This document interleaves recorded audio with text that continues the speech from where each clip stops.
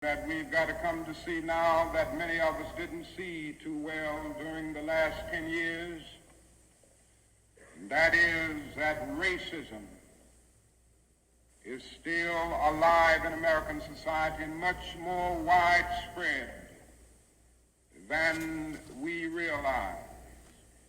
And we must see racism for what it is. It is a myth of the superior and the inferior race. It is the false and tragic notion that one particular group, one particular race is responsible for all of the progress, all of the insights, and the total flow of history. And the theory that another group or another race is totally depraved, innately impure, and innately inferior. In the final analysis, just have to pause just for that, just to go over it. And he said, and we must see racism for what it is. It is a myth of the superior and the inferior race. It's a myth.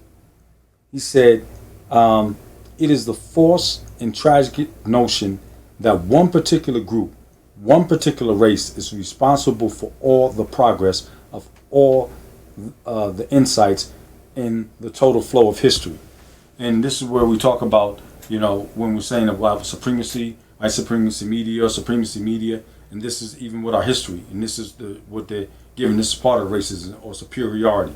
Said in the theory that another group or another race is totally depraved, innately impure, and innately inferior. This is Martin. You never hear this on the I Have a Dream or any of these other things when we have the holidays.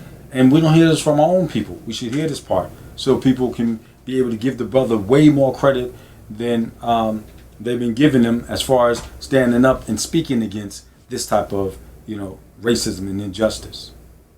Racism is evil because its ultimate logic is genocide. Hitler was a sick and tragic man who carried racism to its logical conclusion. He ended up leading a nation to the point of killing about 6 million Jews.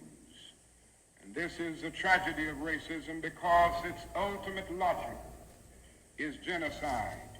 If one says that I am not good enough to live next door to him, if one says that I am not good enough to eat at a lunch counter, or to have a good, decent job, or to go to school with him, merely because of my race, he is saying consciously or unconsciously that I do not deserve to exist.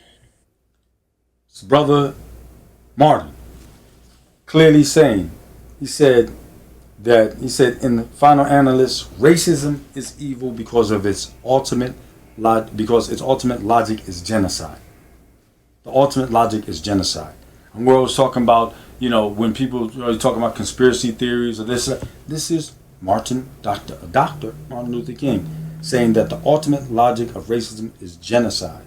And he compared it to Hitler, being that this is 20 years after, the Hitler situation. So the people were fresh to understand how serious it was. And then he said, again, the tragedy of racism because its ultimate logic is genocide. It says, if one, and then he's saying, he compared to the people here, saying that you're trying to do genocide. He said, because if one says that I am not good enough to live next door to you, and one says that I am not good enough to eat at your lunch counter, or to have a good, decent job, or to go to school with him merely because of my race, he is saying consciously or unconsciously that I do not deserve to exist.